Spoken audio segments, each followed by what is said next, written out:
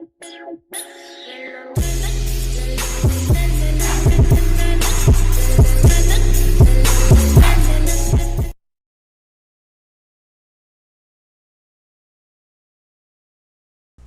good morning everyone. So our lesson for this day is about the situational problems involving inverse trigonometric functions. Okay, for the question 1, a student is viewing a painting in a museum. Standing 6 feet from the painting, the eye level of the student is 5 feet above the ground. If the painting is 10 feet tall and its base is 4 feet above the ground, find the viewing angle subtended by the painting at the eyes of the students. Okay, so ang first move natin ay sketch muna natin kung ano yung situational problem na binabanggit dito sa ating problem.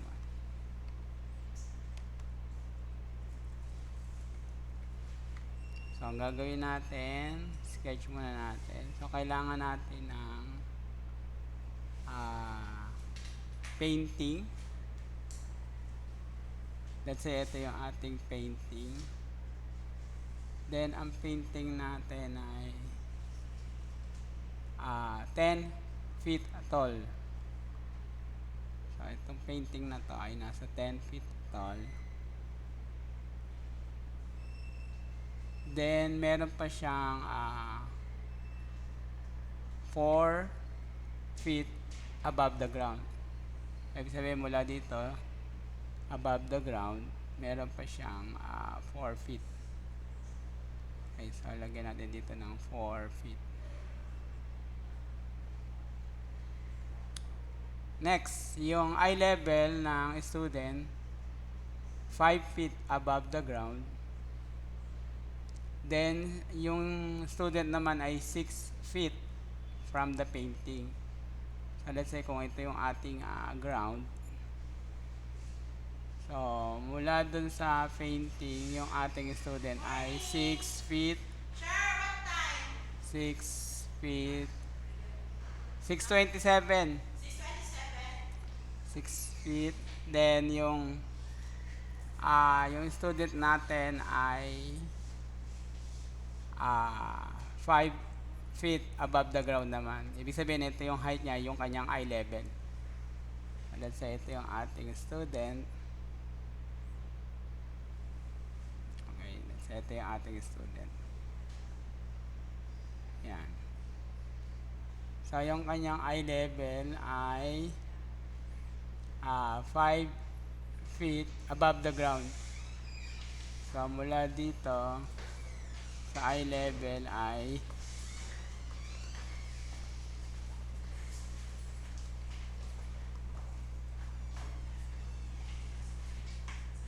okay, 5 feet 5 feet yung sea level niya, no? So 5 feet. Ngayon, di ba, pag tumingin siya dun sa yung ating student, kapag tiningnan niya yung ating painting, so ganyan ang kanyang magiging direction. So, kung 5 feet yung ating student, yung eye level niya from the ground, then yung frame naman natin, yung painting ay 10 feet, and then 4 feet naman yung kanyang above from the base. So, ibig sabihin may natitira pang 1 feet dito. Or, itong part na to ay magiging 9 lang. Ito, magiging 9 lang ito. Tapos, yung 1 feet ay nandito siya. Yan, yan yung 1 foot. Ayan. Para makompleto yung 10. So, para makompleto itong 10 na to. Ayan. So, actually, 10 pa rin naman yan. Kasi ito, 9 plus 1, 10. So, nandyan yung ating painting. So, ibig sabihin, yung eye level ng ating student mula dun sa ating Okay, may natitira pang angle. Kasi 10 feet yung ating painting. Yung painting, 10 feet, di ba? Okay, so ganyan yung magiging form ng angle natin. Yung isa, mula doon sa eye level, ay sakop ng kanyang eye angle ay yung 9 feet. Tapos isa naman, horizontally, meron pang below angle. Okay. So, ito yung ating given information dun sa ating sketch or sa ating situation. Ngayon, ang pinaka-target dito, if the painting is 10 feet and its base is 4 feet above the ground, find the viewing angle. Viewing angle, so kung yung eye level, at titingnan natin yung viewing angle, ibig sabihin mula dito sa angle na nasa below horizontally at yung angle above horizontally. Yun yung tinatawag natin na viewing angle. So, let's say, lagyan natin siya ng angle theta. And then, yung angle theta na yun, binubuo ng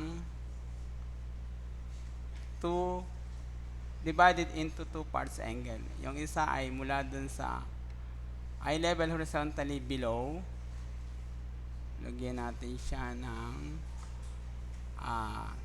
angle, let's say angle A or angle alpha.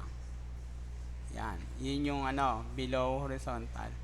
At yung above horizontal naman ay gawin nating angle beta. Okay. Again, ang pinaka-target natin yung viewing angle, which is the theta. So, lagyan natin ngayon ng let the theta be the viewing angle. Ito ngayon yung viewing angle natin. Ayan. So, ibig sabihin, kung yung angle theta ang ating viewing angle, para makuha natin yung angle theta, kailangan nating kuhanin ng sum of alpha, angle alpha plus the angle beta. Diba? Kasi yun yung kabuuan ng angle theta. Angle alpha plus the angle beta. Okay, next. Then, continue natin kung ano ang iba pang mga ay mga parts. Kumbaga, i-divide natin sa 2 kasi may dalawang angle tayo na mako-compose, diba? Kailangan natin i-separate yung dalawang angle. So, pag tinignan natin yung dalawang angle natin, okay, sa iba natin ang direction. Ito ngayon ang magiging angle natin. Lagay natin dito. So, ito na ang magiging form of angle natin.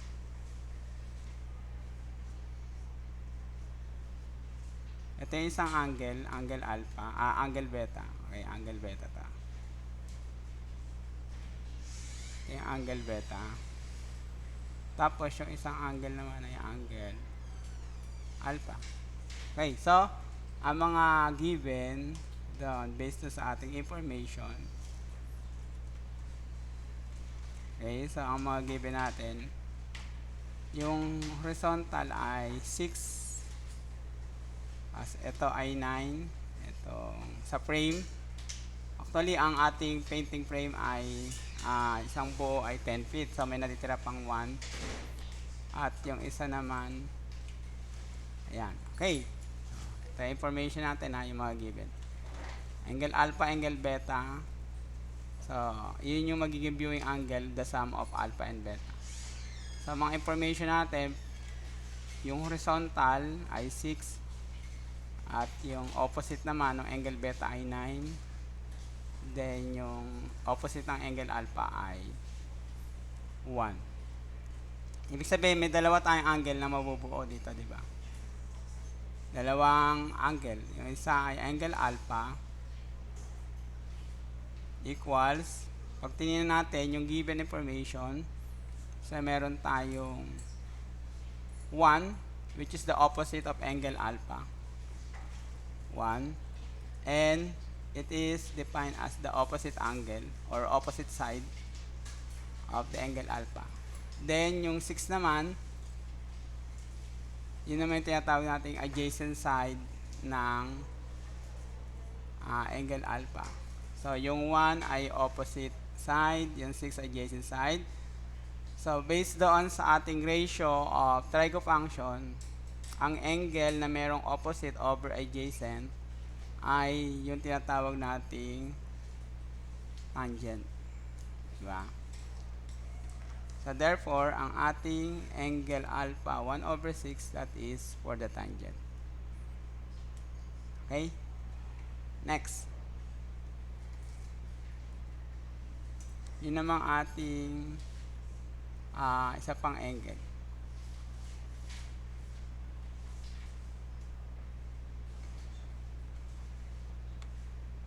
Okay, isin ko lang ito. So, angle alpha. Next, isa pang angle, yung ating angle beta. Ang given naman sa angle beta ay ang opposite side na 9 at ang adjacent side na 6. Kasi ito yung angle beta natin. So, adjacent side niya ay 6. So, kung siya ay opposite side o 9, adjacent side 6, opposite over adjacent, that is also trigo function of tangent. Yan. Again, repeat natin ha. So, ang tangent alpha ay 1 over 6 at ang tangent beta ay 9. It is 9. 9 over 6. Okay. So, ang target muli natin ay ang angle theta, which is the viewing angle. So, pag nakuha natin ang angle theta, that is the alpha plus the beta. Ibig sabihin, move lang natin. Okay, move natin. So, kung kukuhanin natin ang tangent theta, that is the same as what? Tangent alpha plus beta. Diba? Kasi yung theta natin, yun ang viewing angle. Balikan lang natin. Ayan. Viewing angle natin ang theta. Para makuha yun, that is alpha plus beta. So, yung tangent theta natin ay magiging tangent alpha plus beta. So, kung ganito ang kanyang identity, tangent alpha plus beta, di ba meron tayong identity niyan? Yun ang tinatawag nating, so pwede natin recall ang sum identity for tangent. Ayan, sum identity for tangent. Ang tangent alpha plus beta ay magiging tangent alpha plus tangent beta all over 1 minus tan alpha times tan beta. Ayan. Yan yung kanyang identity nung tangent. Sum identity for tangent. Okay, so, pwede natin i-substitute yung ating given information sa taas. Tangent alpha is 1 over 6. Tangent beta is 9 over 6. So, pwede natin i-substitute dito sa ating mga identity given. So, ang magiging tangent alpha ay 1 over 6 plus ang ating tangent beta naman ay 9 over 6 all over, sa baba naman ay 1 minus 1 over 6 times 9 over 6. Ayan.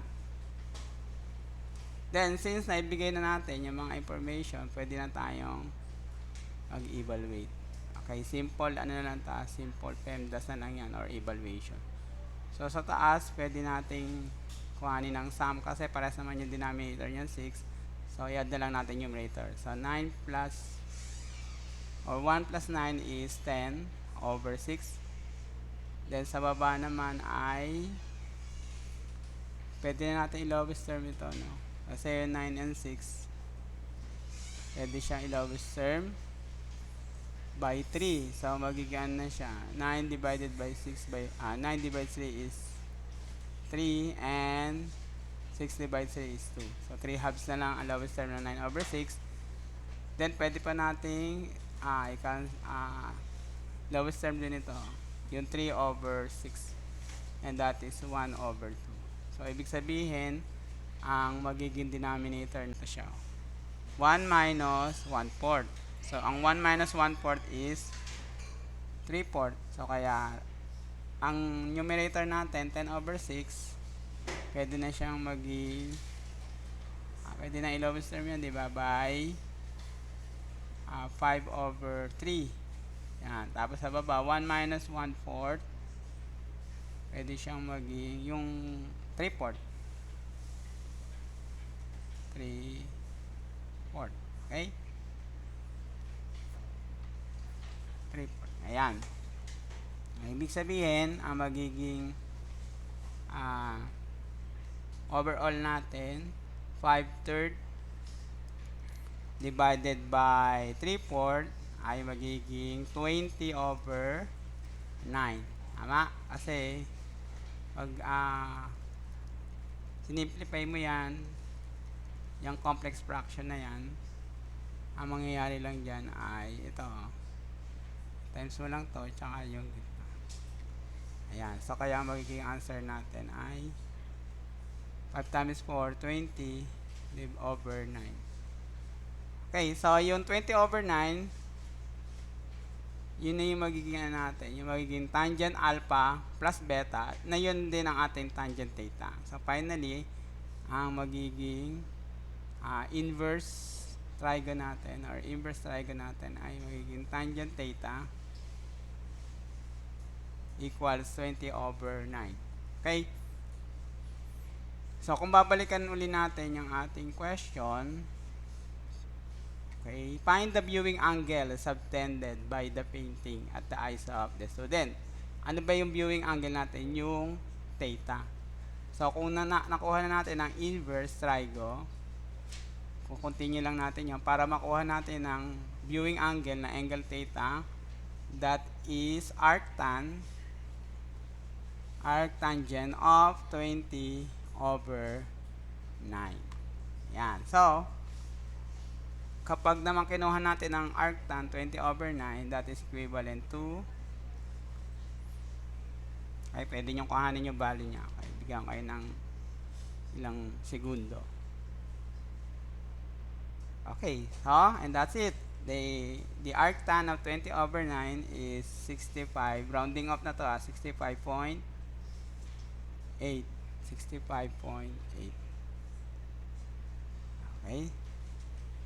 65.8. Ayan. So, rounding off na yan, degrees. Okay, so, our final conclusion, if we are looking for the viewing angle subtended by the painting, the viewing angle is 65.8 degrees. And that's it. Ayan.